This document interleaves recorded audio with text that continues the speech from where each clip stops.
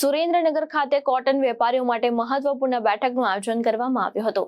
Hotel president ખાતે યોજાયેલી Surendranagar cotton merchant એસોસિએશનની બેઠકમાં કપાસના વેપાર બજારની સ્થિતિ અને ભવિષ્યની તકો અંગે ચર્ચા કરવામાં આવી હતી. બેઠકમાં કપાસના વેપાર બજારની હાલની સ્થિતિ તેમજ ભવિષ્યની વેપારી તકો અંગે વિસ્તૃત ચર્ચા કરવામાં આવી.